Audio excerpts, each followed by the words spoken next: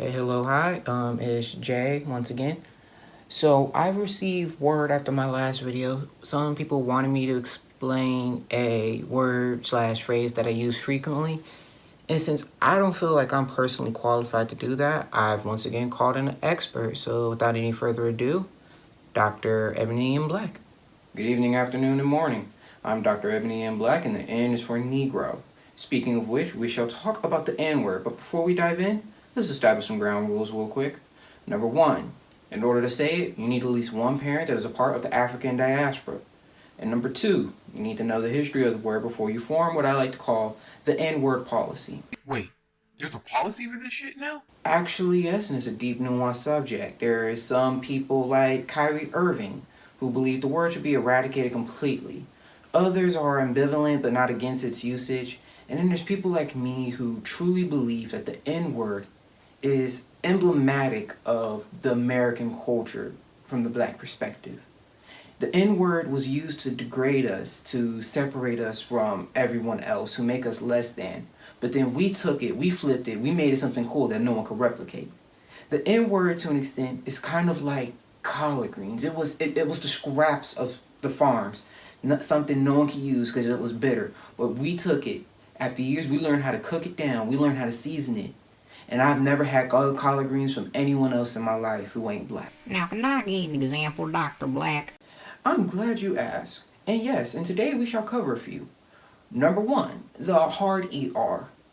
If you use it, I don't care what your race is. I don't care how black you are. 2 ERs, I think you're racist. Like, no cap, there is no excuse to use that under any circumstances. Unless you are getting paid to be in a Quentin Tarantino movie and your character dies at the end. Then I let it slide. Number two, this nigga. It is used to highlight the mistakes of any human being, something that is just a sheer embarrassment to anyone around him. It's someone who exhibits fatherless behavior, if you will. Do you have another example, Chief? So this dude I know, Jay, right? He gave $1,000 to this girl he just met to go shopping. I swear to God, this nigga's a simp. That's a damn lie. Alright, let's end this off on a high note with one of the greatest compliments in the black American lexicon. My nigga.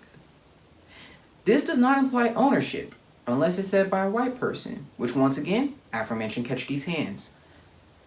However, this applies that you've been claimed. There is a subtle difference. An example of which would be, my nigga just went through a breakup, right? Then he took his pain and put it on a platinum song. I see you, my nigga. That was beautiful. Indeed. But remember this. If you didn't say it before, don't start now. It's just good to know what's being said. Like, comment, share, subscribe. Hit the bell to get notified. Like, comment, share, subscribe. Hit the bell to get notified.